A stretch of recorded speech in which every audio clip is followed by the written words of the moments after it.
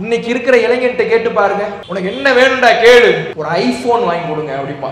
ஏன்டா ஐபோன் வாங்குற? இல்ல அதுல கேமரா குவாலிட்டி நல்லா இருக்குங்கிறான். அப்படி என்னடா கேமரா வச்சு அப்படி என்னடா பண்ண போற? இல்ல போட்டோ எடுக்க போறேன். போட்டோ எடுத்து என்னடா பண்ண போற? இல்ல சேர்த்து வச்சுக்க போறேன். என்னத்துக்கு ஐபோன் வாங்குறோம்ங்கிறதே பல பேருக்கு தெரியாது. வேற என்னப்பா வேணும்? ஒரு ராயல் என்ஃபீல்டு அல்லது கேடிஎம் டியூக். ஏன்? அது வந்து 160cc 250cc 350cc. ஏன் அப்படி எங்க போற? வேகமா? இல்ல வேகமா போகணும். எங்க போறேன்? அவன்கிட்ட கேட்டு பாருங்களேன், அவனுக்கே தெரியாது. இதுக்கு தான் கேடிஎம் டியூக் இன்னைக்கு. சரி, வேற என்னப்பா வேணும்? பிளே ஸ்டேஷன் வேணும். செல்போன்ல விளையாடி நேரத்தை வீணடிச்சு தூக்கத்தை தொலைச்சி அறிவை மழுங்கடிச்சு வன்முறையில இறங்குறது பத்தாதுன்னு பிளே ஸ்டேஷன் வேணும். இப்படி இன்றைக்கு இளைஞர்கள்ட்ட என்ன வேணும்னு கேட்டீங்கன்னா, அவன் சொல்வது எல்லாமே அவன் வாழ்வை சீரழிக்கின்ற விஷயங்களாக இருக்கும். அவனுக்கு தேவையற்ற விஷயங்களாக இருக்கும். ரபியா பின் காப் ரலியல்லாஹு அவர்களிடத்திலே ஒரு நாட்டின் ஜனாதிபதியாக இருக்கின்ற அல்லாஹ்வுடைய தூதர் அவர்கள், உனக்கு என்ன வேண்டுமோ கேள், அதை தருகிறேன் என்று சொன்ன பொழுது அவர் சொல்லுகிறார், அல்லாஹ்வுடைய தூதரே, நான் யோசித்து விட்டு சொல்லுகிறேன். போறார், யோசிக்கிறார். உலகத்துல என்னென்ன வேணும்னு யோசிக்கல. கேட்பது நாட்டின் ஜனாதிபதியாக இருந்தாலும் அவர்களுக்கு அந்த பொறுப்பு மட்டுமல்ல, அல்லாஹ்வுடைய தூதர் என்ற ஒரு பொறுப்பும் இருக்கிறது. நம்முடைய மறுமைக்கு வழிகாட்டுகின்ற தூதராக இருக்கிறார்கள் அல்லாஹ்வுடைய தூதர் அவர்கள். மறுமைக்கானதை கேட்போம். யோசித்து விட்டு வருகிறார். நபிகள் நாயகம் ஸல்லல்லாஹு அலைஹி வஸல்லம் அவர்களிடத்திலே சொல்லுகிறார், இன்னி அஸ்அலுக முராஃபகதக ஃபில் ஜன்னah. அல்லாஹ்வுடைய தூதரே, நான் சுவனத்தில் உங்களோடு இருக்க வேண்டும் என்பதையே உங்களிடத்தில் கேட்கிறேன் என்று சொன்னவுடன் நபிகள் நாயகம் ஸல்லல்லாஹு அலைஹி வஸல்லம் அவர்கள் கேட்கிறார்கள், யாராவது உனக்கு சொல்லி கொடுத்து அனுப்புனாங்களா? சின்ன பையன் யாராவது உனக்கு சொல்லி கொடுத்து அனுப்புனாங்களா? இல்ல, நானே யோசிச்சேன். நீங்க அல்லாஹ்வுடைய தூதரே, உலகத்துக்கு உள்ளவங்க கேட்டாங்கன்னா உலகத்தில் உள்ளதை வாங்கிக்கலாம். அல்லாஹ்வுடைய தூதர் கேட்டால் மறுமைக்கானதை கேட்டு பெற வேண்டும் என்கின்ற அடிப்படையிலே உங்களிடத்தில் நான் சுவனத்தை கேட்கிறேன், சுவனத்தில் உங்களோடு இருக்க வேண்டும் என்று கேட்கிறேன். அஸ்ஸலாமு அலைக்கும் வரஹ்மத்துல்லாஹி வபரகாத்துஹு.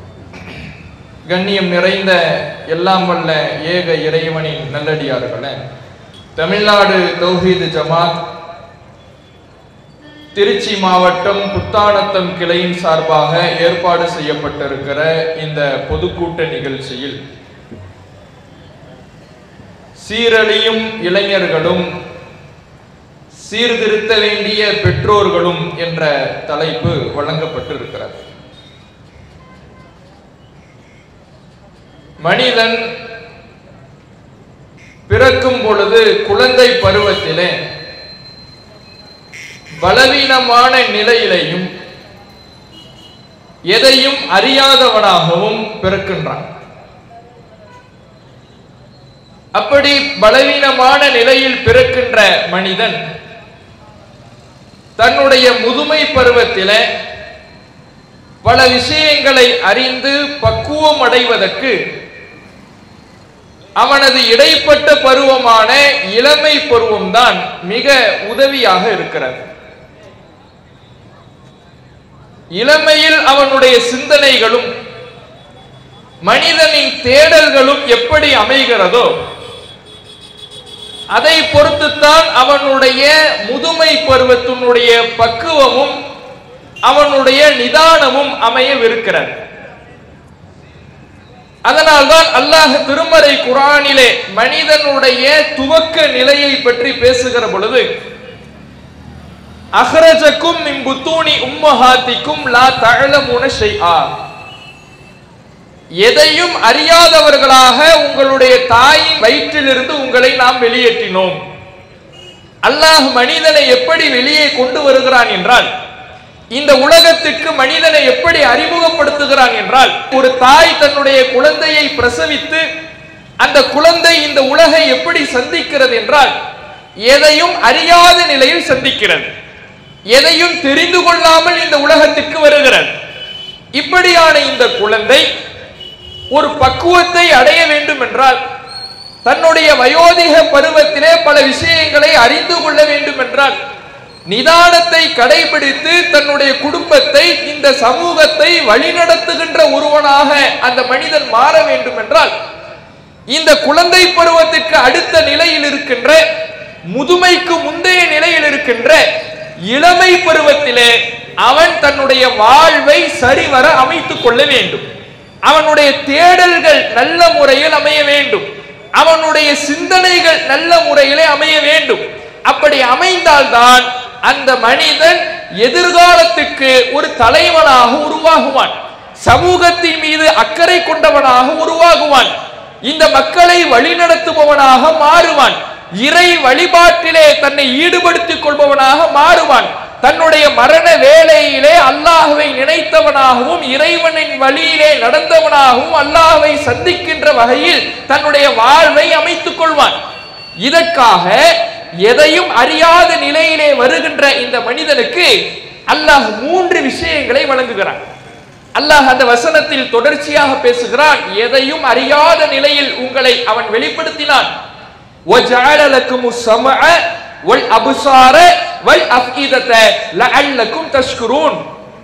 இறைவனுக்கு நன்றி உள்ள அடியார்களாக நீங்கள் மாற வேண்டும் என்பதற்காகத்தான் உங்களுக்கு இறைவன் செவியை தந்திருக்கிறான், பார்வையை தந்திருக்கிறான், உங்களுக்கு உள்ளத்தை சிந்தனையை தந்திருக்கிறான்.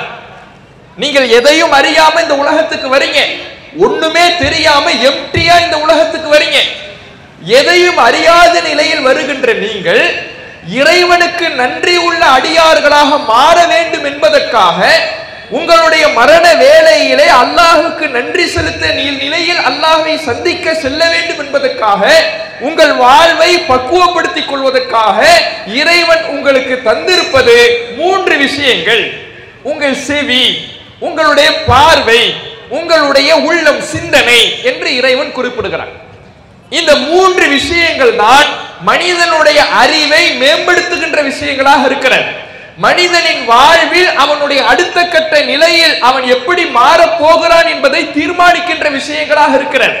இந்த 3ஐ ஒரு மனிதன் எப்படி பயன்படுத்துகிறானோ அதற்கு தகுந்தால் வகையில் தான் அவனுடைய செயல்பாடுகளும் அவனுடைய வாழ்வின் பக்குவமும் அவனுடைய வாழ்வின் நிதானமும் அவனுடைய ஒவ்வொரு வாழ்வினுடைய கட்டத்தில் அவன் சந்திக்கின்ற பிரச்சனைகளுக்கு தீர்வும் இந்த 3ஐ அவன் எப்படி பயன்படுத்துகிறான் என்பதில் தான் அடங்கியிருக்கிறான். இத்தகைய இந்த 3 விஷயத்தை தன்னுடைய வாழ்வை மேம்படுத்திக் கொள்ள வேண்டும் என்பதற்காக மனிதனுக்கு அல்லாஹ் வழங்கிய இந்த 3 அருட்கொடையை இன்றைய இளைஞர்கள் தங்கள் வாழ்வை மேம்படுத்திக் கொள்வதற்கு பயன்படுத்துகிறார்களா? யோசித்து பாருங்கள். தங்கள் வாழ்க்கையை மேம்படுத்திக் கொள்வதற்கான கருவிகளாக இந்த 3 இளைஞர்களுடைய வாழ்வில் பயன்படுகிறதா? அறிவை மேம்படுத்துவதற்காக பயன்படுகிறதா? தன் வாழ்வில் பக்குவத்தை பெற்று இந்த சமுதாயம் மதிக்கின்ற மக்களாக உருவாக வேண்டும் என்பதற்காக பயன்படுத்துகிறார்களா? இந்த 3லேயும் எந்த கவனத்தையும் செலுத்தாதவர்களாக இறைவன் இந்த 3ஐயும் ஒரு அருட்கொடையாக தந்திருக்கின்ற பொழுது அதை பயன்படுத்துகின்ற விஷயத்திலே பொதுபோக்கானவர்களாக இருப்பதை நாம் கண்கூடாக பார்க்கிறோம். முதலாவதாக பார்வையை எடுத்துக்கொள்ளுங்கள். இளைஞர்கள் தங்களுடைய பார்வையை எப்படி பயன்படுத்துகிறார்கள்? இந்த பார்வையை எப்படி பயன்படுத்தலாம்?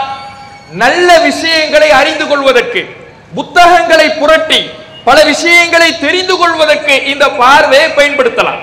இந்த பார்வை அதற்காகத்தான். நாம் காணுகின்ற விஷயங்களிலிருந்து நல்லவற்றை நம்முடைய அறிவுக்கு செலுத்துவதற்காகத்தான் பார்வை. நம்ம பார்க்கக்கூடிய விஷயங்கள் இருக்குது, எத்தனையோ விஷயத்தை பார்க்கிறோம். பார்க்கக்கூடிய விஷயங்களிலிருந்து அறிவை மேம்படுத்திக் கொள்வதற்கான தகவல்களை உள்ளே நாம் செலுத்திக் கொள்வதற்காக அல்லாஹ் பார்வையை தந்திருக்கிறான். புத்தகங்களை படிப்பதற்காக இந்த பார்வையை பயன்படுத்தலாம். நம்முடைய கல்வி அறிவை மேம்படுத்திக் கொள்வதற்காக பார்வையை பயன்படுத்தலாம். ஆனால் இன்றைக்கு இந்த பார்வை எதற்காக அதிகம் பயன்படுத்தப்படுகிறது? ஒரு பள்ளிக்கூடத்திற்கு கல்லூரிக்கு செல்லுகின்ற மாணவனாக இருந்தாலும் அவன் புத்தகத்தை புரட்டி கல்வியை பார்த்து படித்து தன்னுடைய அறிவை சிந்தனையை வளர்த்துக் கொள்வதற்கு பயன்படுத்துவதை விட எதற்கு தன்னுடைய பார்வையை அதிகம் பயன்படுத்துகிறான்? யோசித்து பாருங்கள். ஒரு மொபைல் போனை எடுத்தான்னா அந்த மொபைல் போனில் தான் அவனுடைய பெரும்பான்மையான நேரத்தில் தன்னுடைய பார்வையை செலுத்திக் கொண்டிருக்கிறான். அவன் எவ்வளவு நேரம் சராசரியாக ஒரு இளைஞனுடைய மொபைலை நீங்க வாங்கி பார்த்தீங்கன்னா அவன் சராசரியா எவ்வளவு பயன்படுத்திக்கிறான்னு தெரிஞ்சுக்கலாம். எவ்வளவு பயன்படுத்துறான் தெரியுமா? சர்வ சாதாரணமாக 8 மணி நேரம் ஒரு நாளைக்கு, குறைந்தபட்சம் 10 மணி நேரம் 12 மணி நேரம் பயன்படுத்துகின்ற இளைஞர்கள் இருக்கிறார்கள். சராசரியாக குறைந்தபட்சம் ஒரு இளைஞன் தன்னுடைய மொபைலை யூஸ் பண்ணுவதற்காக அவன் எடுத்துக்கொள்ளுகின்ற நேரம், தன்னுடைய பார்வையை மொபைலில் செலுத்துகின்ற நேரம் குறைந்தது 8 மணி நேரமா இருக்கு. அப்படின்னா எவ்வளவு நேரம்? ஒரு நாளைக்கு 3இல் 1 பகுதி. 24 மணி நேரத்துல 8 மணி நேரத்தை தூக்கத்துல கழிச்சிடறான். அந்த தூக்கத்துக்கான நேரத்தை விட்டுடுங்க. பாக்கி இருக்கக்கூடிய 16 மணி நேரத்துல பாதி அளவை மொபைல் போன்ல தான் இளைஞன் கழிக்கிறான். சரி, மொபைல் போன்ல அப்படி என்ன பார்க்கிறான்? தன்னுடைய அறிவை மேம்படுத்திக் கொள்வதற்கும் வளர்த்துக் கொள்வதற்கும், தன்னுடைய கல்வி அறிவை அதிகரித்துக் கொள்வதற்கும், சமூக அக்கறையை அதிகரித்துக் கொள்வதற்கும், மார்க்க விஷயங்களை தெரிந்து கொள்வதற்கும், குர்ஆனை படித்து நன்மைகளை அதிகரித்துக் கொள்வதற்கும், நாளை மறுமையிலே அல்லாஹ்வை சந்திக்கின்ற பொழுது நல்லடியானாக சந்திப்பதற்கான சேமிப்புகளை அதிகரித்துக் கொள்வதற்கான பாதைகளை அடைந்து கொள்வதற்கு இந்த பார்வையை செலுத்தி 8 மணி நேரம் மொபைலை யூஸ் பண்றானா? கிடையவே கிடையாது. பேஸ்புக்ல, இன்ஸ்டாகிராம்ல, இது போன்ற சமூக வலைதளங்கள்ல ரீல்ஸ் பார்க்கிறான். ரீல்ஸ்ல என்ன வருது? ஆபாசமான காட்சிகள், அசிங்கமான காட்சிகள், பாடல்கள், இசைகள், திரைப்பட காட்சிகள், ஒரு மனிதனை மூடனாக்குகிற, அவனுடைய சிந்தனையை இழக்க வைக்கிற காட்சிகள் தான் அந்த ரீல்ஸ்ல வருது. ஒரு 30 செகண்ட், 1 மணி நேரம் வரக்கூடிய ஒரு சின்ன வீடியோ ரீல்ஸ். இத பார்க்கிறான் பார்த்துக்கிட்டே இருக்கிறான். மொபைலை தேய்க்கிறான் போய்கிட்டே இருக்கிறான். கடைசியில என்ன? ஒன்னத்தை அவன் அறிந்து கொள்ளல. எதுவுமே அவனுடைய சிந்தனையை வளர்க்கக்கூடிய விஷயம் இல்லை. வீணாக நேரத்தை கழித்து பார்த்துக்கிட்டே இருந்தவன் கடைசியில நேரத்தை பார்த்தா 3 மணி நேரம் போயிருக்கும், 4 மணி நேரம் போயிருக்கும். இப்பதான் போனை எடுத்த மாதிரி இருந்துச்சு, அதுக்குள்ள இவ்வளவு நேரம் போயிடுச்சான்னு அவனே வியக்கிற அளவுக்கு அவனையே அறியாமல் இந்த போனு, அவனுடைய பார்வை இந்த ரீல்ஸ்களின் மூலமாக அவனை வெகு தூரத்துக்கு நேரத்தை அழைத்து சென்று விடுகிறது. அது மட்டும் இல்லை, கேம்கள். இந்த கேம்கள்ல மீத இருக்கக்கூடிய நேரம் கேம்கள்ல கழிக்கிறான். அந்த கேம்கள்ல என்ன? வன்முறை வெறியாட்டங்கள் தான் இன்றைக்கு கேம்களாக இருக்குது. அடுத்தவனை கொள்வதும், அடிப்பதும், தாக்குவதும், இதுதான் இன்றைய கேம்களாக, விளையாட்டு காரியங்களாக செல்போன்கள்ல இளைஞர்களிடத்துல வலம் வருது. இன்றைய உளவியலாளர்கள் சொல்லுகின்ற ஆய்வறிக்கை, இன்றைய இளைஞர்களிடத்தில், மாணவர்களிடத்தில் வன்முறை குணமும், கல் நெஞ்சமும், இறுக்கமான மனநிலையும், அடுத்தவர்களின் மீது அக்கறையின்மையும் ஏற்படுவதற்கான காரணங்களில் ஒன்று இந்த வன்முறை நிறைந்த கேம்கள். PUBG, free fire, call of டியூட்டிங்கறான எல்லாத்துல என்ன செய்யறான்? பார்க்கிறவனை எல்லாம் சுடுவான். அந்த சுடும் பொழுது இவன் கூட 4 பேர் நிக்கிறான். அவன் எதிரில் வரக்கூடிய டீமை சுடணுமா? இவன் ஒருத்தர் இந்த டீம்ல இருக்கிறவன் ஒருத்தன் இன்னொருத்தவனை காப்பாற்றணும், எதிரில் வரக்கூடிய டீமுக்காரனை சுடணும். இதுதான் அந்த கேமுடைய நிலை. இதனுடைய வன்முறை வெறியாட்டம் இங்கே போய் விடுகிறது என்றால், ஓரிரு ஆண்டுகளுக்கு முன்பாக மயிலாடுதுறை மாவட்டத்தில் ஒரு சம்பவம் நடக்குது. ஒரு 10ஆம் வகுப்பு 11ஆம் வகுப்பு படிக்கக்கூடிய ஒரு மாணவன் இந்த கேம் விளையாண்டுகிட்டு இருக்கிறான். அவன் இன்னொரு இளைஞனோடு சேர்ந்து விளையாடும் பொழுது அந்த கேமுக்குள்ளேயே அவனுக்கு 2 பேருக்கும் இவன் அவனை காப்பாத்தலையா அல்லது இவன் அவனை கேமுக்குள்ள சாகடிச்சிட்டானா என்னன்னு தெரியல. 2 பேருக்கும் கேமுக்குள்ளேயே சண்டை நடக்குது. இது முத்தி போய் எங்கே கொண்டு போய் விடுகிறது என்றால், இவனுடைய ஊரை தேடி சென்று நேரிலேயே போய் கொலை செஞ்சுட்டு வந்துடுறான். எங்க போய் விட்டுருச்சு பாத்தீங்களா? சாதாரண பார்வை நினைக்கிறோமே, அந்த பார்வையை இளைஞர்கள் தவறாக கேம்களிலே, வன்முறைகளிலே செலுத்துகிற பொழுது அவர்களுடைய உள்ளத்தை அது கல்நெஞ்சமாக்கி வன்முறை வெறியாட்டத்துக்கு இன்றைய கேம்கள் வித்திட்டுக் கொண்டிருக்கிறது. இது சிந்தனையை வளர்க்குமா? இளைஞர்களுக்கு நிதானத்தை, பக்குவத்தை கொடுக்குமா? இந்த சமுதாயத்தை வழிநடத்த வேண்டிய நாளைய தலைவர்களாக உருவாக வேண்டிய இளைஞர்கள் இப்படி உருவாகுவது இந்த சமுதாயத்திற்கு நல்லதா? இன்றைக்கு இளைஞர்களுடைய நிலை இப்படித்தான் இருக்குது.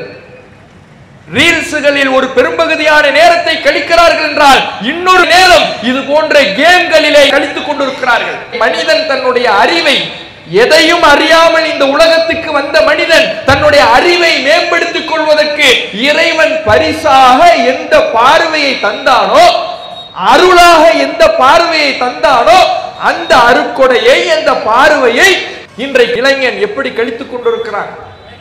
தன் வாழ்வில் முன்னேற்றம் அடைவதற்காக கழிக்கவில்லை, தன் சிந்தனையை, அறிவை இழப்பதற்காக கழித்துக் கொண்டிருக்கிறான். தன் அறிவையும் கல்வியையும் மேம்படுத்திக் கொள்வதற்காக பயன்படுத்தவில்லை, தன்னுடைய வாழ்வையே கேள்விக்குறியாக்குவதற்கு பயன்படுத்திக் கொண்டிருக்கிறான். இப்படி அவனுடைய பார்வை விஷயத்துல செல்போனில் மூழ்கி தன்னுடைய ஒவ்வொரு நாளின் பெரும்பகுதி நேரத்தை இந்த போனின் மூலமாக வீணடித்துக் கொண்டிருக்கிறான். அடுத்து என்ன? செவி. இந்த கேட்கிறது இருக்குல்ல, பார்ப்பது எப்படி நம்முடைய அறிவை வளர்க்குமோ அதற்கு அடுத்த நிலையில் இருப்பது நம்முடைய காதுகளின் மூலமாக நாம் பெறுகின்ற தகவல்கள் நம்முடைய அறிவை வளர்க்கும். நம்முடைய அறிவை வளர்க்கின்ற முதல் விஷயம் பார்வைதான். அந்த பார்வைக்கு அடுத்தபடியாக நம்முடைய செவி புலன்கள் தான் நம்முடைய அறிவை வளர்ப்பதற்கு உதவுகின்ற விஷயம். இந்த செவி புலனை இன்றைக்கு எப்படி பயன்படுத்துகிறான்? எப்படி பயன்படுத்தலாம்?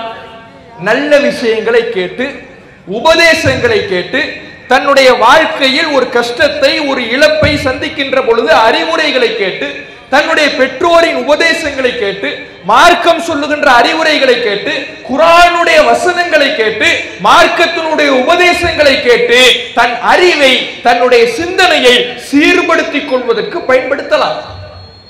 ஆனா எப்படி பயன்படுத்தலாம்? ஹெட்போனை போட்டான்னா பாட்டு தான், மியூசிக் தான். இந்த மியூசிக் எதுக்காகப்பா கேட்கிற? ஏன் ஒரே பாட்டை டெய்லி கேட்டுக்கிட்டே இருக்கிறீங்க? போகும்போது வரும்போது ஹெட்போனை மாட்டினீங்கன்னா பாட்டு செத்து அந்த ஹெட்போனை தாண்டி ஓ காதுக்கு விழுதோ இல்லையோ, பக்கத்துல இருக்கிறவனுக்கு கேட்கிற அளவுக்கு சவுண்டை கூட்டி வச்சு கேட்கிறீங்க. ஏன் கேட்கிறன்னு அவன்கிட்ட போய் கேளுங்க. இல்ல ரொம்ப கவலையா இருக்குது, நான் பட்ட கஷ்டம்லாம் ரொம்ப, நான் நினைச்சதெல்லாம் நடக்கல, நான் ரொம்ப டிப்ரெஷன்ல இருக்கிறேன், ரொம்ப ஸ்ட்ரெஸ்ஸா இருக்கிறேன், ரொம்ப மனசு பாரமா இருக்குது, அதை போக்குறதுக்கு தான் மியூசிக் கேட்கிறேங்க. ஆனா மியூசிக் என்ன தெரியும்? சரி, மியூசிக் கேட்டு என்னப்பா செஞ்ச? ஆறுதல் அடைஞ்சிட்டியா? ஆறுதல் அடைகிறதுக்காக மியூசிக் கேட்டில, பாட்டு கேட்டில, ஆறுதல் அடைஞ்சிட்டியான்னு கேட்டா கையில கைய வச்சுக்கிட்டு அழுகுறான். ஏன் அழுகுற? இல்ல, இந்த பாட்டு என்னுடைய நினைவுகளை எல்லாம் தூண்டிடுச்சு, என் கஷ்டத்தை எல்லாம் கிளப்பி விட்டுருச்சு, நான் எதையெல்லாம் மறக்கணும்னு நினைச்ச என்னையெல்லாம் அதையெல்லாம் ஞாபகப்படுத்தி விட்டுடுச்சு. அப்ப எதுக்குடா அதை கேட்கிற? கவலையை போக்கணும், மன அழுத்தத்தை போக்குறதுக்காக நான் பாட்டு கேட்டேன்னு கேட்க புகுந்தேன்னு போனவன் அந்த பாட்டு கேட்டு இன்னும் கவலையாகிறான், இன்னும் ஸ்ட்ரெஸ் ஆகுறான், டிப்ரெஷன் ஆகுறான்.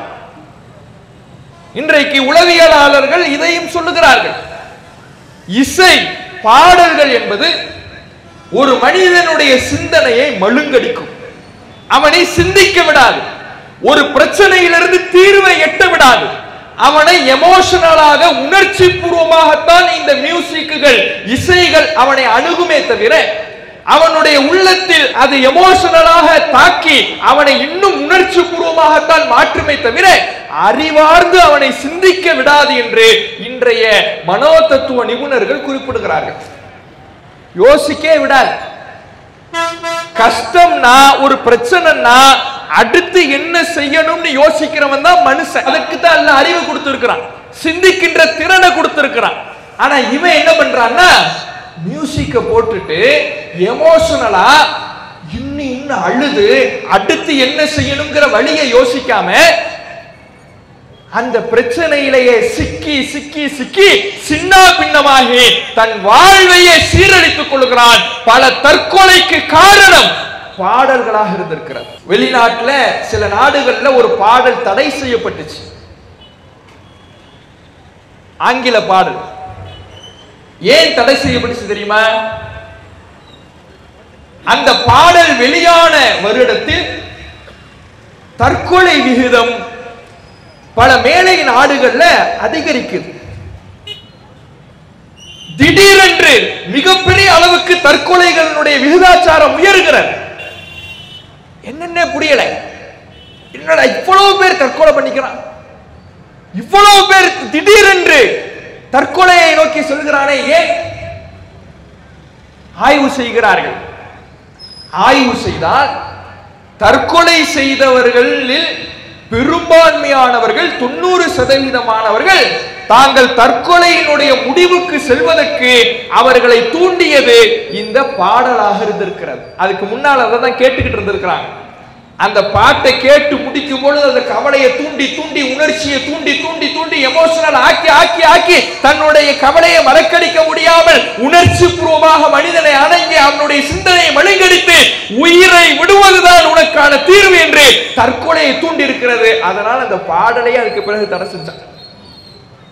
இதான் மியூசிக்கோட வேலை.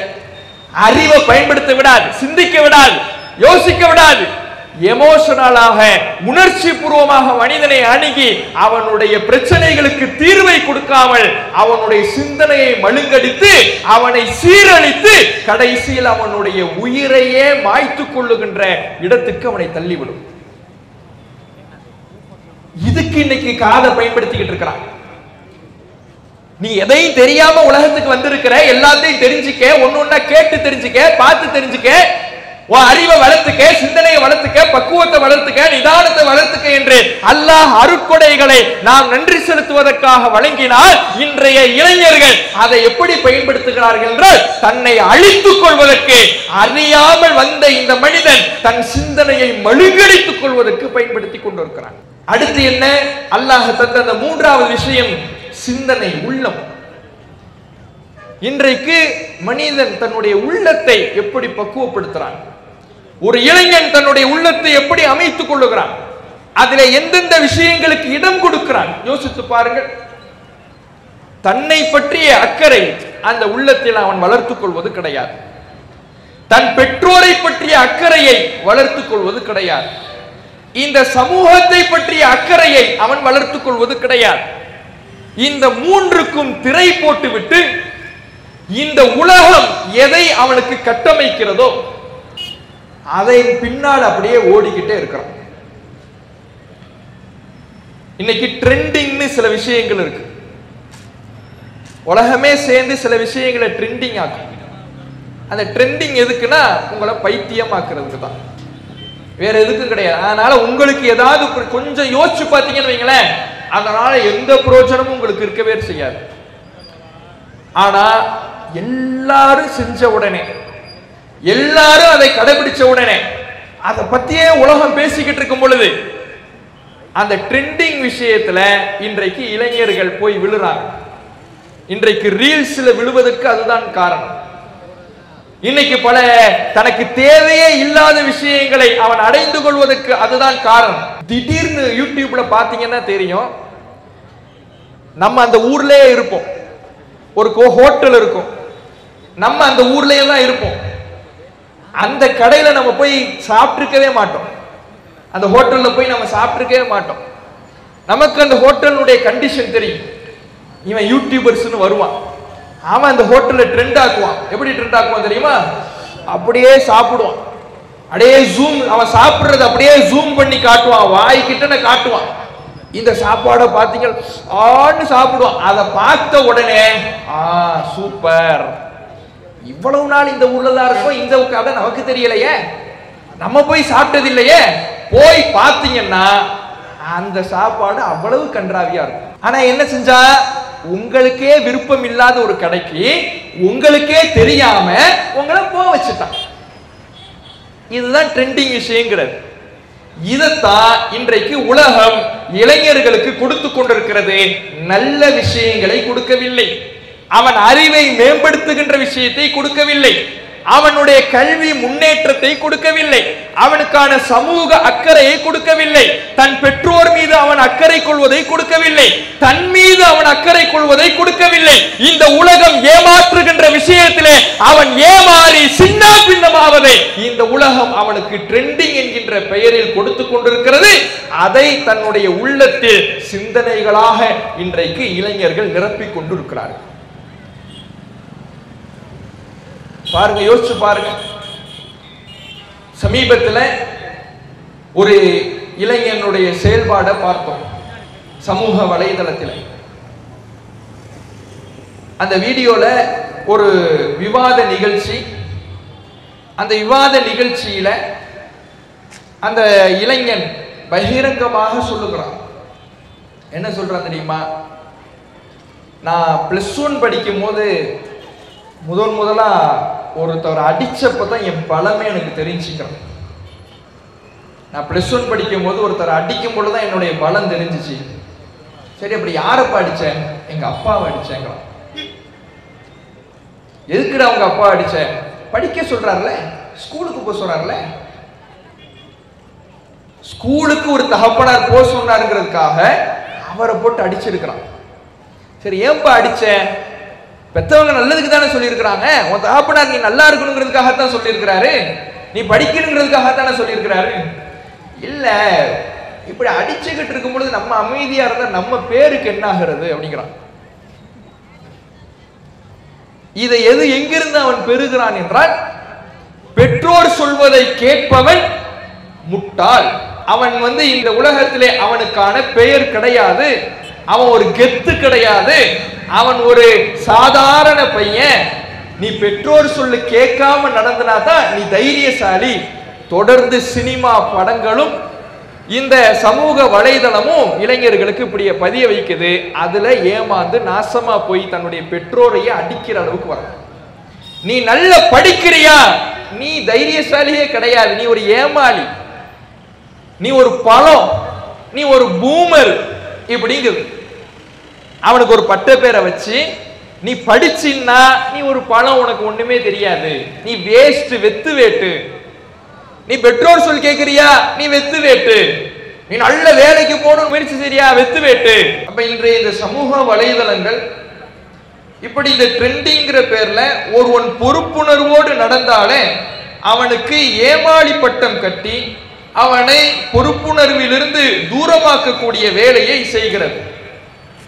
இது எந்த அளவுக்கு இன்றைக்கு இளைஞர்களிடத்திலையும் சரி, இளம் பெண்களிடத்திலையும் சரி, இன்னும் சொல்ல போனால் பல திருமணம் ஆனவர்களிடத்திலையும் சரி, எந்த அளவுக்கு இது தாக்கம் செய்து கொண்டிருக்கிறது, ஆதிக்கம் செலுத்தி கொண்டிருக்கிறது, சிந்தனையை மழுங்கடித்துக் கொண்டிருக்கிறது என்றால், சமீபத்திலே வெளியான ஒரு செய்தியை பார்த்திருப்பீர்கள். ஒரு பெண் தன்னுடைய 1 வயது 2 வயது குழந்தையை பேருந்து நிலையத்துக்கு அழைச்சிட்டு போறார். பேருந்து நிலையத்திலேயே அந்த புள்ளையை விட்டுட்டு தன் இன்ஸ்டாகிராம் காதலனோடு அவ போயிட்டார். புள்ளைய பார்க்கணுங்கிற அந்த பொறுப்புணர்வு, தாம் பெத்த புள்ள, 10 மாதம் சுமந்தப்பட்ட புள்ள, இது எல்லாத்தையும் ஒரு தாய்க்கு இந்த இன்ஸ்டாகிராமு, இந்த சோசியல் மீடியா, இந்த ட்ரெண்டிங், இந்த உலகம் காட்டுகின்ற விஷயங்கள் ஏமாற்றுகிறது என்றால், ஒரு இளைஞனை எந்த அளவுக்கு இந்த சோசியல் மீடியாக்கள் சீரழிக்கும், ஏமாற்றும், அவனை வழிகெடுக்கும். நிதானமும் பக்குவத்தினுடைய ஆரம்பத்தில் விளிம்பில் இருக்கின்ற ஒரு இளைஞனுடைய வாழ்வில் எவ்வளவு தடுமாற்றங்களை உண்டாக்கும். அப்படித்தான் இன்றைக்கு இளைஞர்கள் இன்றைக்கு சீரழிந்து கொண்டிருக்கிறார்கள். இந்த உலகம் அவன் பொறுப்புணர்வோடு நடந்தால் ஒரு ஏமாளி பட்டம் கட்டுவிடும் என்று அவனை சுற்றி உள்ள மற்ற இளைஞர்களுடைய வாய்க்கு பயந்து இன்றைக்கு தன் உள்ளத்தில், தன் சிந்தனையில் தவறான எண்ணங்களை அவன் நிரப்பிக் கொள்கிறான். இப்படி இந்த இளைஞர்கள் தன் வாழ்வை, தன் அறிவை மேம்படுத்திக் கொள்வதற்கு எந்தெந்த விஷயங்கள் எல்லாம் அல்லாஹ் தந்திருக்கிறானோ அந்த செவியையும் பார்வையையும் உள்ளத்தையும் சரியாக பொறுப்புணர்வோடு தன் அறிவை மேம்படுத்திக் கொள்வதற்கு பயன்படுத்தாமல் தன் வாழ்வை சீரழித்து இந்த சமுதாயத்திலே மிகப்பெரிய சீரழிவை விதைப்பதற்கு பயன்படுத்திக் கொண்டிருப்பதை பார்க்கிறோம். இஸ்லாம் இப்போது இவர்களுக்கு என்ன அறிவுரைகளை சொல்லுகிறது? இந்த மார்க்கம் எப்படியான இளைஞர்களை எதிர்பார்க்கிறது? இளைஞர்கள் தங்கள் வாழ்வை அழித்துக் கொள்ளக்கூடியவர்களாக உருவாகக்கூடாது. இளைஞர்களுக்கு அல்லாஹ் கொடுத்திருக்கிற இந்த பருவம் என்பது வலிமையான, பலம் வாய்ந்த பருவம். தங்களுடைய உடலில் இளமையிலே இருக்கின்ற ஆரோக்கியம் முதுமையிலே இருக்காது. இளமையில் இருக்கின்ற செயலாற்றுகின்ற திறன் வயோதிகத்திலே இருக்காது. அதனால் இறைவன் தந்த இந்த வலிமையையும் பலத்தையும் தன்னையும் தன் குடும்பத்தையும் தன்னுடைய சமூகத்தையும் மேம்படுத்திக் கொள்வதற்கு, முன்னேற்றம் அடைவதற்கு பயன்படுத்திக் கொள்பவர்களாக இளைஞர்கள் உருவாக வேண்டும் என்று இஸ்லாம் எதிர்பார்க்கிறது. நபிகள் நாயகம் ஸல்லல்லாஹு அலைஹி வஸல்லம் அவர்கள் உருவாக்கிய இளைஞர்கள் எப்படி இருந்தார்கள்? இப்னு உமர் ரலியல்லாஹு அவர்கள் ஒரு நாள் ஒரு வழியிலே பயணம் செய்து கொண்டிருக்கிறார். பயணம் செய்து கொண்டிருக்கக்கூடிய வழியிலே இசை அவருடைய காதிலே விழுது. மியூசிக் கேட்குது. மியூசிக் கேட்ட உடனே தன்னுடைய காதுல கையை வச்சு பொத்திக்கிறார். பொத்திட்டு பக்கத்தில் இருக்கிறவர்கிட்ட கேட்கிறார், சத்தம் கேக்குதா? ஆமா கேக்குது. கொஞ்ச தூரம் போறார். இப்ப சத்தம் கேக்குதா? இல்ல இப்ப கேட்கல. கையை எடுத்துட்டு சொல்றாரு, நபிகள் நாயகம் ஸல்லல்லாஹு அலைஹி வஸல்லம் அவர்கள் தன்னுடைய காதிலே இசை வந்து விழுகிற பொழுது இப்படி செய்ததைத்தான் நான் பார்த்தேன். அதனால் தான் நபிகள் நாயகம் வெறுத்த, நபிகள் நாயகம் தடை செய்த இந்த இசை என் காதிலே கேட்க வேண்டாம் என்று நான் காதுகளை அடைத்துக் கொண்டேன் என்றார். இவர் யார்? இளைஞர். இசையிலே கவனம் செலுத்தி நபிகள் நாயகம் விதித்த தடையை அவர் மீறவில்லை. தன் சிந்தனையை மழுங்கடித்துக் கொள்ளவில்லை. இசை என்கின்ற போதைக்கு அடிமையாகி விடவில்லை. நபிகள் நாயகமும் இஸ்லாமும் இசையை, மியூசிக்கை தடை செஞ்சிருக்கு. அந்த இசை என் காதிலே சற்றளவும் விழுந்து விட வேண்டாம் என்று விலகி நின்றாரே. இது போன்ற இளைஞர்கள் இன்றைக்கு இருக்கிறார்களா? இஸ்லாமிய இளைஞர்கள் என்றால் இப்படி இருக்க வேண்டும். தன்னிடத்திலே இளமை என்கின்ற ஆற்றல் இருக்கிறது என்றால் அந்த ஆற்றல் அல்லாஹ்வுடைய கட்டளையை பிரதிபலிப்பதற்கும், அல்லாஹ்வும் அல்லாஹ்வுடைய தூதரவர்களும் விதித்த தடையை விட்டு விலகி நிற்பதற்கும் பயன்படுத்த வேண்டும். அதுதான் உண்மையான இஸ்லாமிய இளைஞனுடைய இலக்கணமாக இருக்க வேண்டும். இன்னும் எப்படி இருந்தார்கள் நபிகள் நாயகம் உருவாக்கிய இளைஞர்கள்? அவர்களிடத்தில் இருந்த அந்த பொறுப்புணர்வு என்பது, தங்களுடைய சிந்தனையிலே பொறுப்புணர்வையும் தங்களுடைய வாழ்வை மேம்படுத்திக் கொள்வதற்கான, மறுமையை சீர்படுத்திக் கொள்வதற்கான ஆர்வமும் அவர்கள் உள்ளத்திலே நிரம்பி காணப்பட்டது. ரபிஆ பின் கஅப் என்கின்ற ஒரு நபித்தோழர் இளைஞர் நபிகள் நாயகம் ஸல்லல்லாஹு அலைஹி வஸல்லம் அவர்களிடத்திலே உதவியாளராக இருக்கிறார். நபிகள் நாயகம் சொல்கிறார்கள், இஸ்அல் யா ரபிஆ, ரபிஆவே உனக்கு என்ன வேண்டுமோ கேள், துஅத உனக்கு அது கொடுக்கப்படும் அப்படிங்கறாங்க. சொல்வது ஒரு நாட்டை ஆளக்கூடிய ஜனாதிபதி, என்னனாலும் கேளு உனக்கு தரோன்ட்டாங்க. இன்னைக்கு இருக்கிற இளைஞன்ட்ட கேட்டு பாருங்க, உனக்கு என்ன வேணும்டா கேளு, ஒரு ஐபோன் வாங்கி கொடுங்க அப்படிப்பா. ஏன்டா ஐபோன் வாங்குற? இல்லையே அது ரொம்ப சூப்பரான போனுங்கிறான். அப்படி என்னடா சூப்பர் இருக்குது? இல்ல அதுல கேமரா குவாலிட்டி நல்லா இருக்குங்கிறான். அப்படி என்னடா கேமரா வச்சு அப்படி என்னடா பண்ண போற? இல்ல போட்டோ எடுக்க போறேன். போட்டோ எடுத்து என்னடா பண்ண போற? இல்ல சேர்த்து வச்சுக்க போறேன். என்னத்துக்கு ஐபோன் வாங்குறோம்ங்கிறதே பல பேருக்கு தெரியாது. எல்லாம் வாங்குறான். ஐபோன் வச்சிருந்தா ஒரு நமக்கு ஒரு கிரேட் இருக்கிறதா உலகம் சொல்லுது, அதனால ஐபோன் வேணும். இன்னைக்கு இளைஞர்கிட்ட ஏதாவது வேணும்னா கேளுப்பான்னு கேட்டா ஐபோன் கேட்பான். வேற என்னப்பா வேணும்? ஒரு ராயல் என்ஃபீல்டு அல்லது கேடிஎம் டியூக்கு. ஏன்? அது வந்து 160 சிசி, 250 சிசி, 350 சிசி.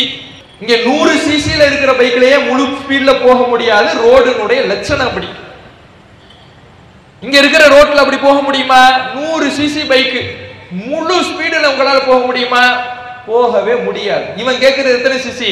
350, 500, 600, 650. ஏன் அப்படி? எங்க போற வேகமா? இல்ல வேகமா போகணும். எங்க போறேன்? அவன்கிட்ட கேட்டு பாருங்களேன், அவனுக்கே தெரியாது. பைக்கை எடுப்பான், சுத்துவான் சுத்துவான் சுத்துவான், சுத்திக்கிட்டே இருப்பான். எங்க போய் அவன் சேர போறாங்கிறதே தெரியாது. கடைசியில வேகமா போய் அவன் போய் சேர்றது இல்லாம எதிர்த்த போல வர வரையும் காலியாக்கிடுவான். அவர் அப்பாவி வியாபாரம் முடிச்சிட்டு டிவிஎஸ் எக்ஸல்ல வந்துகிட்டு இருப்பார். இவன் கேடிஎம் டியூக்ல அங்கிருந்து வேகமா வருவான். வந்தவன் கண்ட்ரோல் பண்ண முடியுமா? முடியாது. அவன் என்ன வரும்பொழுதே பல பேர் சாபத்தை வாங்கிட்டு தான் வருவான். நான் எங்க போய் விழப்போதோம்பா, அங்கிருந்து எல்லாருடைய சாபத்தையும் வாங்கிக்கிட்டே வருவான். இவன் போய் விழுந்து சாகிறத விட எதிர்த்த போல வர வர அடிச்சு சாகடிச்சுக்கும். இதுக்கு தான் கேடிஎம் டியூக் இன்னைக்கு. சரி வேற என்னப்பா வேணும்? பிளே ஸ்டேஷன் வேணும். ஏன் செல்போன்ல விளையாடுறது பத்தாது, செல்போன்ல விளையாடி நேரத்தை வீணடிச்சு தூக்கத்தை தொலைச்சி அறிவை மழுங்கடிச்சு வன்முறையில இறங்குறது பத்தாதுன்னு பிளே ஸ்டேஷன் வேணும்.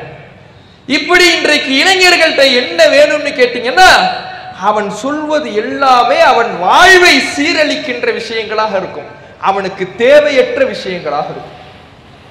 ரபியா பின் காப் ரலியல்லாஹு அவர்களிடத்திலே ஒரு நாட்டின் ஜனாதிபதியாக இருக்கின்ற அல்லாஹ்வுடைய தூதர் அவர்கள், உனக்கு என்ன வேண்டுமோ கேள், அதை தருகிறேன் என்று சொன்ன பொழுது அவர் சொல்லுகிறார், அல்லாஹ்வுடைய தூதரே, நான் யோசித்து விட்டு சொல்லுகிறேன். போறார், யோசிக்கிறார், உலகத்துல என்னென்ன வேணும்னு யோசிக்கல, கேட்பது நாட்டின் ஜனாதிபதியாக இருந்தாலும் அவர்களுக்கு அந்த பொறுப்பு மட்டுமல்ல, அல்லாஹ்வுடைய தூதர் என்ற ஒரு பொறுப்பும் இருக்கிறது. நம்முடைய மறுமைக்கு வழிகாட்டுகின்ற தூதராக இருக்கிறார்கள் அல்லாஹ்வுடைய தூதர் அவர்கள். மறுமைக்கானதை கேட்போம். யோசித்து விட்டு வருகிறார். நபிகள் நாயகம் ஸல்லல்லாஹு அலைஹி வஸல்லம் அவர்களிடத்திலே சொல்லுகிறார், இன்னி அஸ்அலுக முராஃபகதக ஃபில் ஜன்னah, அல்லாஹ்வுடைய தூதரே, நான் சுவனத்தில் உங்களோடு இருக்க வேண்டும் என்பதையே உங்களிடத்தில் கேட்கிறேன் என்று சொன்னவுடன் நபிகள் நாயகம் ஸல்லல்லாஹு அலைஹி வஸல்லம் அவர்கள் கேட்கிறார்கள், யாராவது உனக்கு சொல்லி கொடுத்து அனுப்புனாங்களா? சின்ன பையன், நீ எப்படி இப்படி கேட்கிறியே, யாராவது உனக்கு சொல்லி கொடுத்து அனுப்புனாங்களா? இல்ல, நானே யோசிச்சேன். நீங்க அல்லாஹ்வுடைய தூதரே, உலகத்துக்கு உள்ளவங்க கேட்டாங்கன்னா உலகத்துல உள்ளதை வாங்கிக்கலாம், அல்லாஹ்வுடைய தூதர் கேட்டால் மறுமைக்கானதை கேட்டு பெற வேண்டும் என்கின்ற அடிப்படையிலே உங்களிடத்தில் நான் சுவனத்தை கேட்கிறேன், சுவனத்தில் உங்களோடு இருக்க வேண்டும் என்று கேட்கிறேன். ரசூலுல்லாஹ் சொன்னாங்க, நீ அதிகமாக தொழு, அதிகமாக நீ தொழுதால் நீ சுவனத்தில் என்னோடு இருக்கலாம். எப்படியான இளைஞர்னு பாருங்க, தன்னுடைய நிலையை உணர்ந்து, தன்னுடைய மறுமை வாழ்க்கையை உணர்ந்து, நான் மறுமை வாழ்விலே வெற்றி பெற வேண்டும் என்கின்ற பொறுப்புணர்வோடு இருந்தானே, இப்படியான இஸ்லாமிய இளைஞர்கள் இன்றைக்கு எங்கே இருக்கிறார்கள்? தொழுகையிலே கவனம் செலுத்துகின்ற இளைஞர்கள் எங்கே இருக்கிறார்கள்? ஹய்யால ஸலா ஹய்யாலல் ஃபலா, தொழுகை பக்கம் வாருங்கள், வெற்றியின் பக்கம் வாருங்கள் என்று பாங்கோசை பள்ளிவாசலிலே கொடுக்கப்படுகின்ற பொழுது தெருமுக்குகளிலே உட்கார்ந்து கேம்களை விளையாடி கொண்டிருக்கின்ற இளைஞர்கள், பைக்குகளிலே ஊர் முழுவதும் வலம் வருகின்ற இளைஞர்கள், வெட்டி பேச்சுகளிலேயும் கூட்டம் கூட்டமாக ஒவ்வொரு தெருமுனைகளிலேயும் உட்கார்ந்து போகிற வருபவர்களுக்கு அச்சுறுத்தலாக கெட்ட வார்த்தைகளை பேசிக் கொண்டிருக்கிற இளைஞர்கள் பள்ளிவாசலை நோக்கி படையெடுக்கிறார்களா? மலைக்கு கூட பள்ளிவாசல் பக்கம் ஒதுங்க மாட்டேங்கிற முடிவுல இருக்கிறான் இன்னைக்கு இளைஞன். அப்ப இப்படி இன்றைக்கு இளைஞர்களுடைய போக்கு என்பது மிக வருத்தத்துக்குரியதாக இருக்கிறது. இப்படி நபிகள் நாயகம் ஸல்லல்லாஹு அலைஹி வஸல்லம் அவர்கள் உருவாக்கிய இளைஞர்கள், நபிகள் நாயகம் விரும்பிய இளம் சமுதாயம் ரசூலுல்லாஹ்வுடைய காலத்துல இப்படி எல்லாம் இருந்திருக்கிறாங்க. அடுத்து ஸைத் பின் சாபித் ரலியல்லாஹு அவர்கள், அவர் இந்த சமூகத்தின் மீது உள்ள அக்கறையோடு எப்படி நடந்தார்னு பாருங்க. அல்லாஹ்வுடைய தூதர் ஜனாதிபதி என்கின்ற அடிப்படையில் கடிதங்கள் எழுதுவாங்க நாடுகளுக்கு. அப்படி ரசூலுல்லாஹ் கடிதம் எழுதும் பொழுது யூதர்களுக்கு ரசூலுல்லாஹ் கடிதம் எழுதினாங்க. யூதர்களுடைய மொழி அங்க யாருக்குமே தெரியல, நபித்தோழர்களுக்கு. ரசூலுல்லாஹ் கடிதம் எழுதுபவர் ஸைத் பின் சாபித் ரலியல்லாஹு அவர்கள் தான். அவருக்கு அரபு மொழி தான் தெரியும். அரபுல கடிதம் எழுதுவதாக இருந்தால் ரசூலுல்லாஹ் சொல்லுவாங்க, அவர் எழுதுவாரு, கடிதம் போயிடும். யூதர்களுடைய மொழியில கடிதம் எழுதணும்னா அந்த மொழி இங்க யாருக்குமே தெரியல. ரசூலுல்லாஹ் என்ன பண்றாங்கன்னா, அவங்க ஆளுமைக்கு கீழே யூதர்கள் இருப்பாங்கல்ல, அந்த யூதர்களை கூப்பிட்டு நான் சொல்றேன் நீ எழுது, எழுதி வாங்குறாங்க, அதை கொடுத்து அனுப்புறாங்க. அவன் என்ன எழுதுனான்னு கூட படிச்சு பார்க்க ஆள் இல்லை. ரசூலுல்லாஹ்வுக்கு ஒரு பயம் வருது, நாம சொல்றோம், இவன் எழுதுறான், நாம சொன்னதை தான் எழுதுனானா இல்லையான்னு கூட நமக்கு தெரியாம நாம கடிதத்தை கொடுத்து அனுப்புறோமே. இந்த யூதன் ஒரு சூழ்ச்சி செய்து இந்த சண்டையை மூட்டி விட்டு விட்டான் என்றால் என்ன செய்யறது? ரசூலுல்லாஹ் அந்த யோசனை வந்த உடனே ஸைத் பின் சாபித் ரலியல்லாஹு அவர்களை அழைத்து நபிகள் நாயகம் ஸல்லல்லாஹு அலைஹி வஸல்லம் அவர்கள் சொல்லுகிறார்கள், நீ யூதர்களுடைய மொழியை கற்றுக்கொள். ரசூலுல்லாஹ் சொன்னதுதான். வெறும் 15 நாட்கள், வெறும் 15 நாள்ல யூதர்களுடைய மொழியை கற்றுக்கொண்டு வந்து நிற்கிறார் ஸைத் பின் சாபித் ரலியல்லாஹு அன்ஹு. இந்த சமுதாயத்தின் மீது எவ்வளவு பெரிய அக்கறை ஸைத் ரலியல்லாஹு அவர்களுக்கு இருந்திருக்கிறது.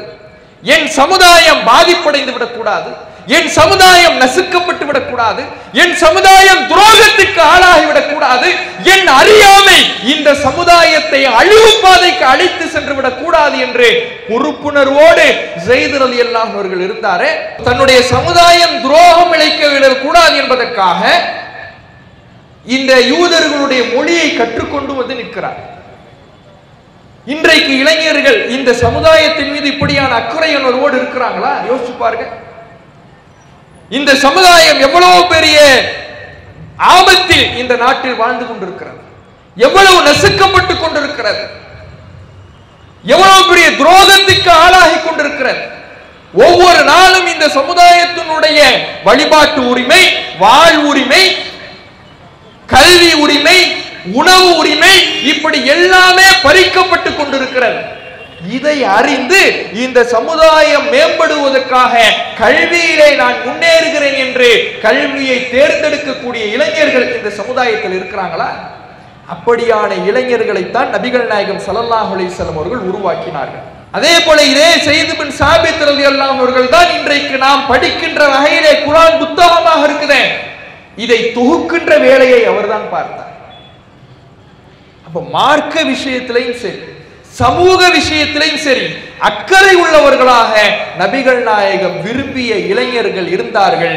நாம் நபிகள் நாயகம் விரும்பிய வகையில் நம்முடைய இளமை பருவத்தை இன்றைய இளைஞர்கள் கழிக்க வேண்டும் என்றால், அவர்கள் உருவாக வேண்டும் என்றால், பொறுப்புணர்வோடும் மார்க்கம் வழிகாட்டுகின்ற வகையிலையும் மார்க்கம் தடுத்த விஷயங்களை விட்டு தூரமாகி உருவாக வேண்டும். அதற்கு இளைஞர்கள் இந்த உலகமே செல்லுகின்ற பாதையில் செல்லாமல் அதில் எது நல்லது, எது கெட்டது, எது மார்க்கத்திற்கு உகந்தது, எது மார்க்கம் தடுத்தது, மார்க்கம் அனுமதித்த பாதையில் நான் பயணிப்பேன், மார்க்கம் தடுத்ததை உலகமே சேர்ந்து செய்தாலும் அதிலிருந்து விலகி இருப்பேன் என்கின்ற முடிவுக்கு ஒவ்வொரு இளைஞனும் வர வேண்டும். அடுத்து அந்த இளைஞர்களுடைய பெற்றோர்கள் இளைஞர்களின் மீது அவர்களுடைய பொறுப்புணர்வை உணர்ந்து ஒவ்வொரு பெற்றோரும் நடந்து கொள்ள வேண்டும். அல்லாஹ் குர்ஆனிலே சொல்லுகிறான், கூ அன்ஃபுஸக்கும் வ அஹ்லீக்கும் நாரா, உங்களையும் உங்கள் குடும்பத்தாரையும் நரக நெருப்பிலிருந்து தற்காத்துக் கொள்ளுங்கள். நீங்க நரக நெருப்பு என்பது இந்த உலகத்தின் வெப்பத்தை விட 70 மடங்கு உஷ்ணமானது.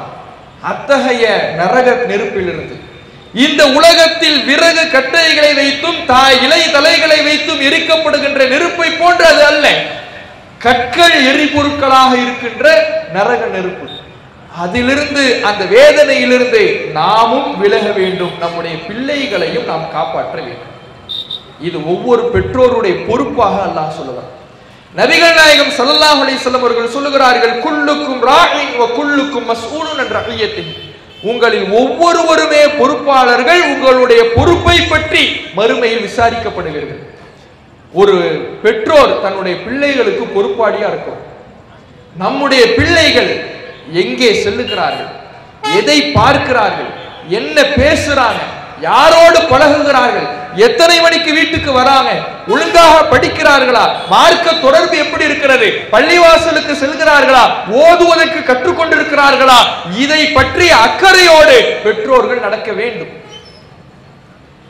இது சந்தேகப்படுவது அல்ல, நம் பிள்ளைகளுடைய வாழ்வை மேம்படுத்துவது. பெற்றோர்கிட்ட 2 எக்ஸ்ட்ரீமான நிலையை பார்க்கிறோம். ஒண்ணு, எதையும் கண்டுக்கிறது கிடையாது, கண்டுக்கிட்டா என் பிள்ளைய நான் எப்படி சந்தேகப்படுறதுன்னு இப்படி போயிடுறது. இல்லைன்னா கண்டிக்கிறங்கிற பேர்ல அவனை வெறுப்படைய செய்கிற பாதையில இப்படி போயிடுறது. இரண்டுக்கும் இடைப்பட்ட நிலையில் இருந்து கண்டிப்பும் இருக்க வேண்டும், அரவணைப்பும் இருக்க வேண்டும். கண்டிப்பு என்கின்ற பெயரில் அவனை வெறுப்படைய செய்து விடவும் கூடாது. ஏனென்றால் இன்றைக்கு பெற்றோர்கள் பல நேரங்களில் பிள்ளைகளுடைய வெறுப்பை பெறுகிற பொழுதுதான் அவன் பெற்றோரை விட்டு தூரமாகி வேறு வேறு வழிகளை தேர்ந்தெடுத்துக் கொள்கிறான். அது இளம் ஆணாக இருந்தாலும் சரி, இளம் பெண்ணாக இருந்தாலும் சரி. காதல் போன்ற காம வலைகளில் வீழ்ந்து தன்னுடைய வாழ்வை அழித்துக் கொள்வதற்கு மிக முக்கிய காரணம் பெற்றோர் இன்றைக்கு தாங்கள் காட்ட வேண்டிய கரிசனையை விட்டு தூரமாகி விடுகிறார்கள், வெறுப்பை சம்பாதித்து விடுகிறார்கள், அவன் வேறு பாதையை தேர்வு செய்து கொள்கிறான். அதனால பெற்றோர்கள் கண்டிப்பும் இருக்க வேண்டும், அரவணைப்பும் இருக்க வேண்டும். நம் பிள்ளைகள் நம்மிடத்தில் மனம் விட்டு பேசுகின்ற வகையான சூழலை அவர்களுக்கு உருவாக்கி கொடுக்க வேண்டும். ஒண்ணு கண்டிக்காம இருந்துடக்கூடாது, வெறுப்பாகவும் ஆக்கிடக்கூடாது. இந்த இரண்டுக்கும் இடைப்பட்ட போக்கை பெற்றோர்கள் கையாள வேண்டும். எவ்வளோ அவன் பட்டுதான் திருந்துவான் என்று விட்டுவிடக் கூடாது. பொறுப்பு நம்முடையது. ஊராருக்கு அந்த பொறுப்பை வழங்கவில்லை அல்லாஹ், நமக்குத்தான் வழங்கியிருக்கிறான். நம் பிள்ளையினுடைய பொறுப்பு நம் மீது இருக்கிறது. நம் பிள்ளையை சரியாக வளர்க்க வேண்டிய கடமை நம் மீது இருக்கிறது. அந்த பொறுப்புக்கு பதில் சொல்ல வேண்டிய இடத்தில் நாம் தான் இருக்கிறோம். அல்லாஹ் நாளை மறுமையிலே கேட்கின்ற பொழுது, இறைவா நான் சொல்லிட்டேன், அவன் கேட்கல, எக்கடுக்கிட்டு போனா என்ன, ஊருக்குள்ள பட்டு திருந்துவான், நான் விட்டுட்டேன். இப்படியான பதில்களை அல்லாஹ்விடத்தில் நம்ம சொல்ல முடியாது. பொறுப்பு ஊருக்கு கிடையாது, நமக்கு. நம்ம பிள்ளையினுடைய பொறுப்பு நமக்கு இருப்பதினால் சொல்லிக்கொண்டே இருக்க வேண்டும். நம் செயலின் மூலமாக அவர்களுக்கு பயிற்சி கொடுக்க வேண்டும். அவர்களுடைய வாழ்வை மார்க்க அடிப்படையிலேயும் நல்ல ஒழுக்கமான அடிப்படையிலேயும் மாற்றுவதற்கான ஒவ்வொரு முயற்சியும் நம்முடைய வாழ்க்கையில இருந்து கொண்டே இருக்க வேண்டும். அத்தகைய இளைஞர்கள் தான் அல்லாஹ்வுடைய அர்ஷில் நிழல் பெறுகின்ற இளைஞர்கள். நம்ம பிள்ளை நாளைக்கு நரகத்துக்கு போறதை எந்த பெற்றோரும் விரும்புறது கிடையாது. நரகத்துக்கு செல்வதற்கான ஒரு முன்னோட்டம் தான் மஹ்ஷர் மைதானத்தில் எல்லா மக்களும் ஒன்று கூடி இருக்கக்கூடிய அந்த மைதானத்தில் சூரியன் தலைக்கு அருகாமையிலே கொண்டு வந்து நிறுத்தப்படும். எந்த நிழலும் இல்லாத அந்த நாளில் ஒவ்வொரு மனிதனும் தன்னுடைய பாவத்துக்கேற்ப வியர்வையிலே மூழ்கி கொண்டிருப்பான். 7 சாராருக்கு மட்டும் அல்லாஹ் நிழல் கொடுத்து இன்பத்தை வழங்குகிறான். அந்த 7 சாராரில் ஒரு சாரார் ஷாபுன் நஷஅ ஃபி இபாதத்தி ரப்பி, தன் இறை வழிபாட்டிலேயே வளர்ந்த இளைஞன். அந்த இளைஞனுக்கு அல்லாஹ் அர்ஷனுடைய நிழலை பரிசாக தருகிறான். இது மறுமைக்கான ஒரு முன்னோட்டம். நம் பிள்ளை சுவனத்துக்கு செல்ல வேண்டும் என்று விரும்புகிறோம் என்றால் நம் பிள்ளை அர்ஷின் நிழல் பெறுகின்ற இறை வழிபாட்டில் வளர்ந்த, நம்மால் வளர்க்கப்படுகின்ற இளைஞர்களாக உருவாக வேண்டும். அத்தகைய பொறுப்பு ஒவ்வொரு பெற்றோருக்கும் இருக்கிறது.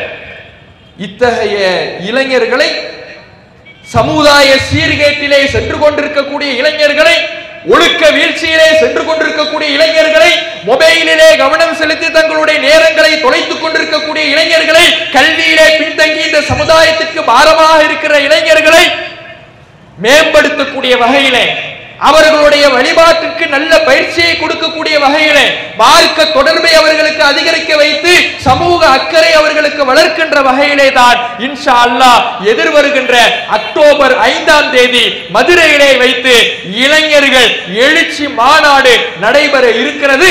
மாற்றத்தை விரும்புகின்ற ஒவ்வொரு இளைஞனும் தன் வாழ்விலே ஒரு நல்ல மாற்றத்தை அடைய வேண்டும், முன்னேற்றத்தை அடைய வேண்டும், மார்க்க வழியில் பயணிக்க வேண்டும், நாளை மறுமையிலே சுவனத்தை அடைய வேண்டும் என்று விரும்புகின்ற ஒவ்வொரு இளைஞர்களும், அந்த இளைஞர்களை பெற்றெடுத்த பெற்றோரும் அக்டோபர் 5ஆம் தேதி மதுரையில் அந்த இளைஞர் மாநாட்டிலே சங்கமித்து நம் வீட்டு பிள்ளைகளுக்கு, இளைஞர்களுக்கு மாற்றத்தை ஏற்படுத்துகின்ற வகையிலே அந்த சபையை நாம் அமைத்துக் கொள்ள வேண்டும். அல்லாஹ் அருள் புரிவானாக.